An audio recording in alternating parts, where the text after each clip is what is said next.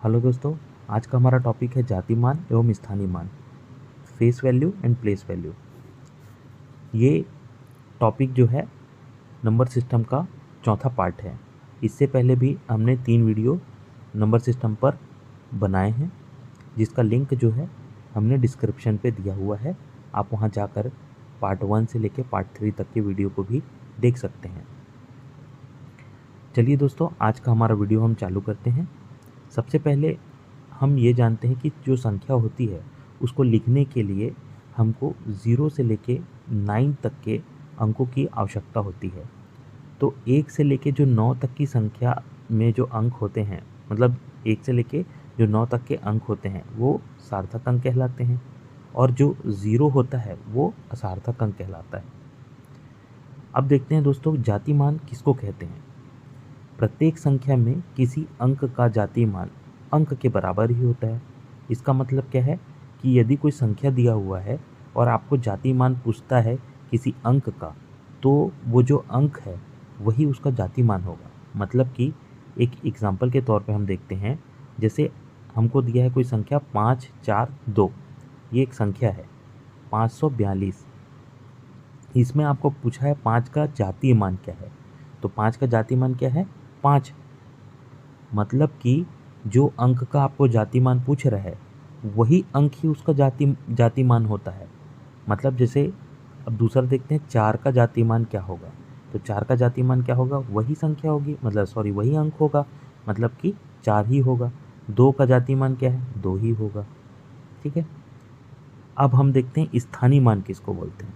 स्थान के आधार में जो मान होगा वह स्थानीय मान होगा।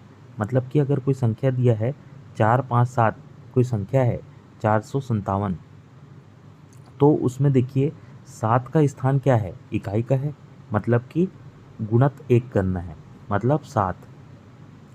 5 का स्थान क्या है? दहाई का, मतलब गुणत क्या करना है? 10 करना है, मतलब कि 5 का स्थानीय मान क्या होगा? 50 होगा। उसके बाद आगे देखते हैं हम लोग, 4 का जो स्थानीय मान पूछ रहा है तब क्या करना पड़ेगा? उसमें गुणा 100 करना पड़ेगा, मतलब कि 4 का जो स्थानीय मान होगा वो 400 होगा। ठीक है। अब हम देखते हैं, इसमें एक नोट पॉइंट मैंने लगा रखा है, शून्य का जाति मान और स्थानीय मान हमेशा क्या होगा? शून्य ही होगा।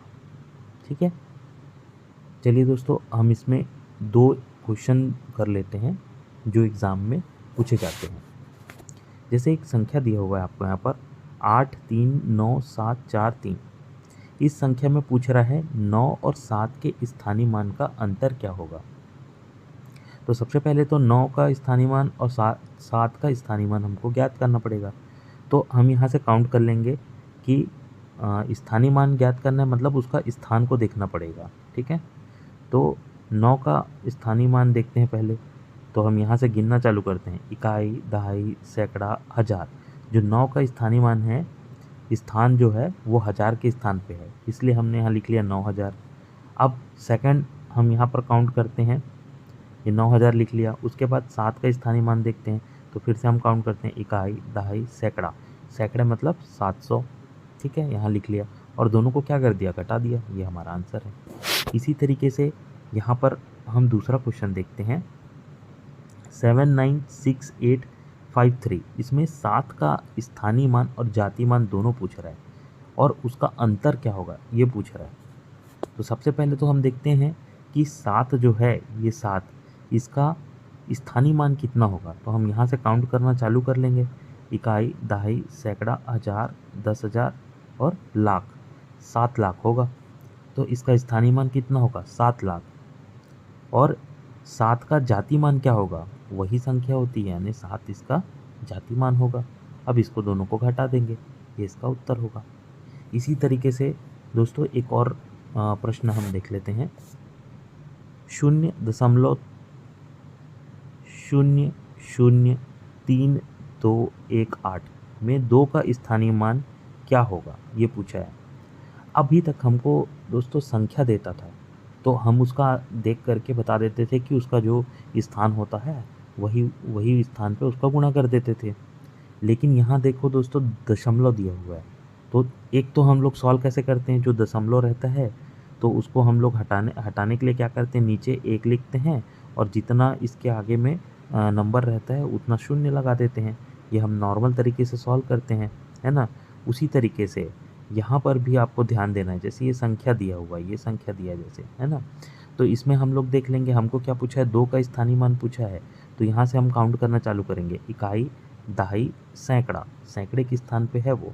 तो हम क्या करेंगे, क्योंकि ये दशमलव में है इसीलिए इसको ऐसा करेंगे। तो पहले तो 2 लिखेंगे और इसके बटे में कितने स्थान पे है, सैकड़े के, यानी 100 लिख देंगे यहाँ पर। ये उसका आंसर हो जाएगा। ठीक है दोस्त, आशा करता हूँ कि आपको ये दोनों पॉइंट जो है स्थानीय मान और जाति मान का, ये बहुत अच्छे से समझ में आया होगा। आज के लिए धन्यवाद।